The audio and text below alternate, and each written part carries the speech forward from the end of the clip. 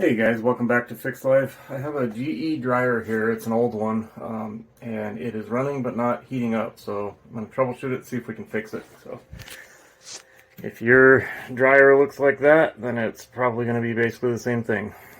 Here's the number on it. I don't know if yours is similar to that, but first thing I'm going to do, I'm going to check the 240 outlet because I think everything but the heating element runs on 120. So if we've lost half of our 240, then that would explain our problem. So I doubt that's it, but I'm going to check it real quick. Okay, I've got it set for AC voltage. I'll check it real quick. And I saw it there for a second. 242, so we are getting good voltage, so we can move on. So I'm going to unplug that the rest of the way. So it's dead, and then start disassembling a little bit. I know there's 3 screws in the back to take that control panel off, and then there's a screw under here and one under here to take this top part off. So let me do that real quick. Turns out they are square heads, so I went and got the right tip. I'm going to put it in my little drill apex here, and then I have a 1/4 inch deal that I can act like a ratchet because I don't have the room to get back here. So hopefully that'll make it a little easier. There we go. Jeez. Okay. Here we go, and like I said before, it's a square head. Anyway, got all 3 screws out. And then we can remove this. And what the back of that panel looks like.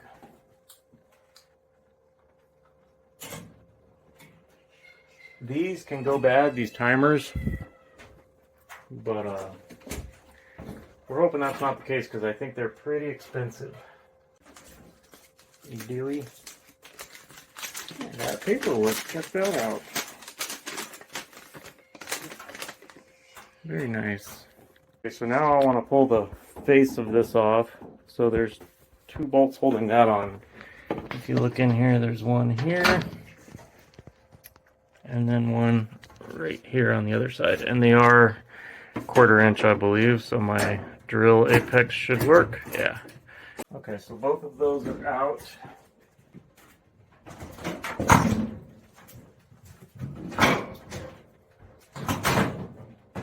Here's a couple wires on the left side here.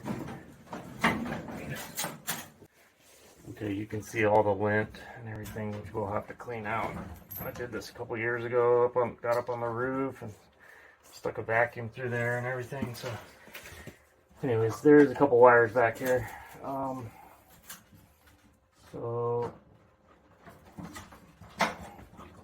we've got this plug, and then right here for the switch, we've just got 2 connectors. They don't matter. They just close when the door closes, so you don't have to remember what order they go in. Get a little bit of this, I'll vacuum all this out, but anyways, now I can get this off. Okay, so the belt runs around the drum. So if you reach in this side, and I can't get my arm all the way in there, but I can feel the belt. It goes down around a pulley that pushes on it, and then around the motor. So probably going to have to loosen this bolt here. Okay. Should open that up a little tiny bit. Just to be able to reach in here, and I can feel the pulley. I can push the tensioner back. You can kind of feel the pulley, the tensioner pulley. You can push it back and then go this way, and it'll hook around the motor, and then your belt is loose. So then we can actually use the belt to kind of help us get it out. And you guys probably can't see it, but I'm going to get you up here.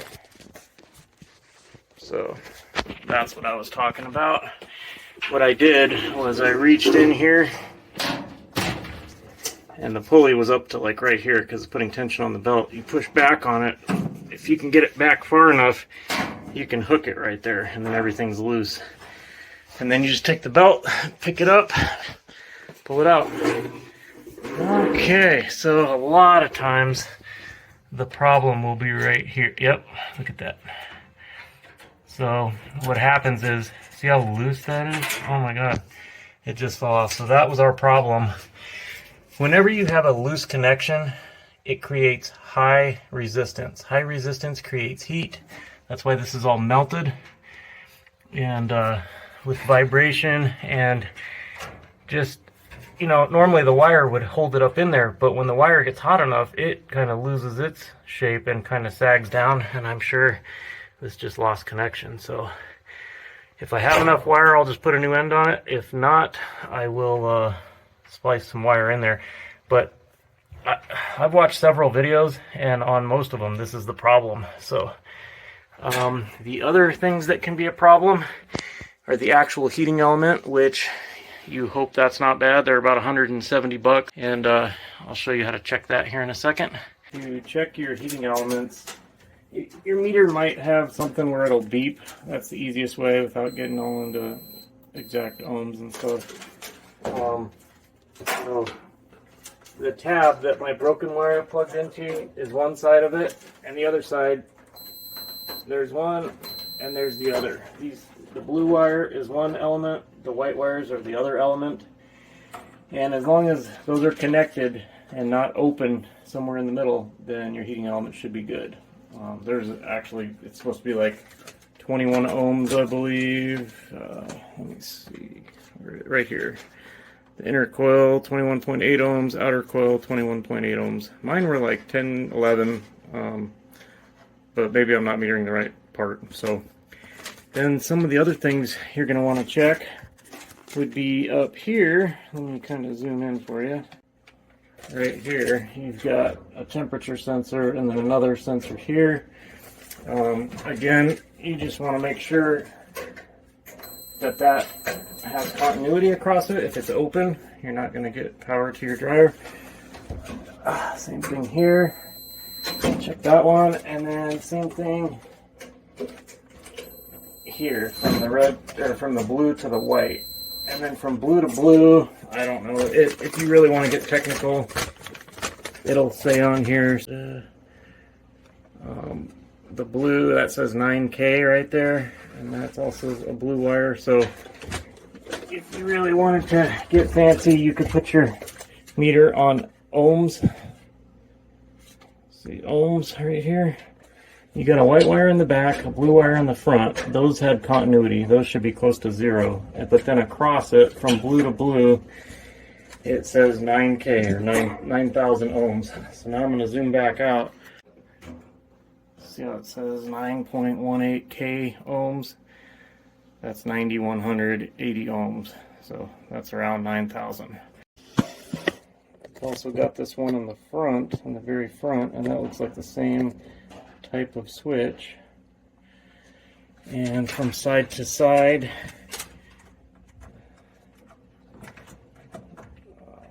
we hold that on there, and we've got 9K ohms. And then similarly, from back to front, it should just be a dead short. And right now I've got 0.2 ohms. Let me show you. And that 0.2 ohms is likely the resistance in my leads. See, it says 0.2, 0.3, but if I touch these together, that's probably, yeah, 0.3. So that's just the resistance in my leads. So we've checked that guy. We have checked this one, and this one back here. So that's the majority of it. That's all I can think of as far as like safety things that would keep it from running. So now I'm going to go ahead and fix this wire and clean up that terminal a little bit, make sure I get one that's really tight on there so this doesn't happen again. what I'm going to do is just cut it at the minimum where I think I can still use it. So I'm going to get rid of this feller. Should have brought my dikes in. I'm going to try to pull this back to get some more slack out of it. Jeez.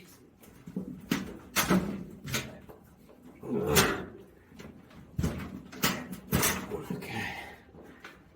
Alright, now I should be able to stick something on there. So strip this back. I might need to strip it back more. Yeah, it's burnt right there. I'm gonna get rid of all the burntness. Cut that. Okay, that looks like good copper. So, cut that. And I've got a heat shrink connector here. So, put that in there. Crimp it.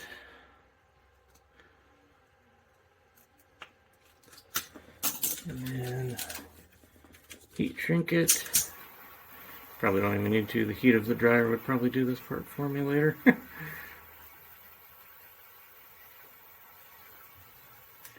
Okay, and then the tab back here, I'm gonna clean that feller off. Crazy what common problem this is. Might take a minute.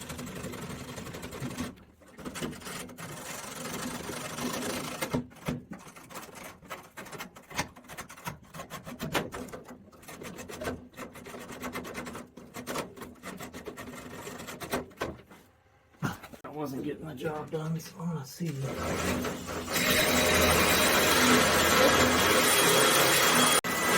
All right.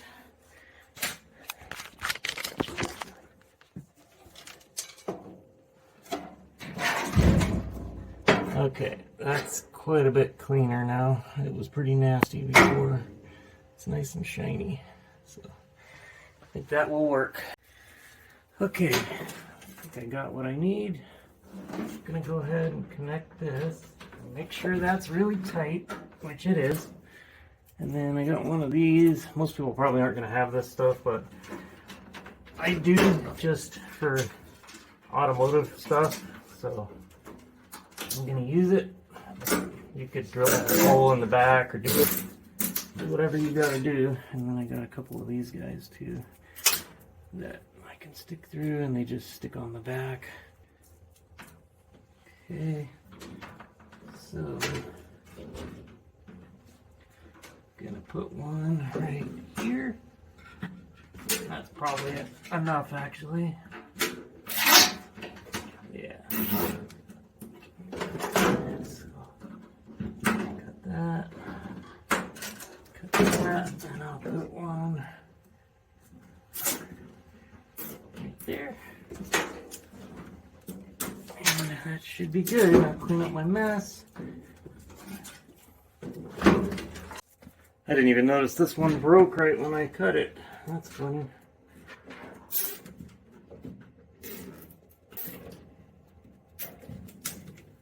Okay. So that should be nice and secure. I think we're good. I'm going to go ahead and put it back together.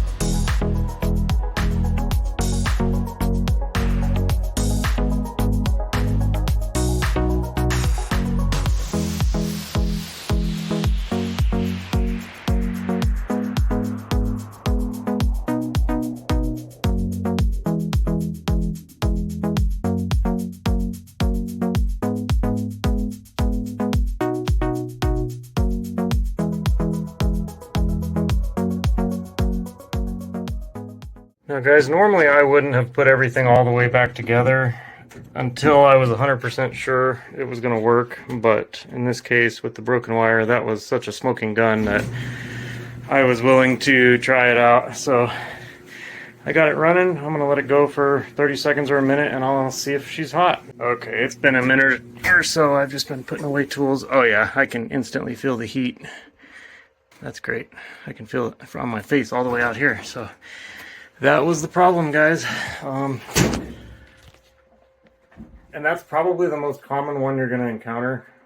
So definitely worth taking it apart. If you, I mean, it's a free fix. One of those spade connectors costs, 10 cents or something. I don't know. So definitely worth doing it. And if it is something else, then at least you know. And you can, if it's a timer or heating element, it might be better to just pick one up on Craigslist like a used one. But if it's just one of those thermal sensors or something, those are cheap. You can replace that and get it back going. And yeah, like I always say, guys, if it's got parts, you can probably fix it. So anyways, I appreciate you watching. Thank you very much, and we'll catch you very soon. Take care.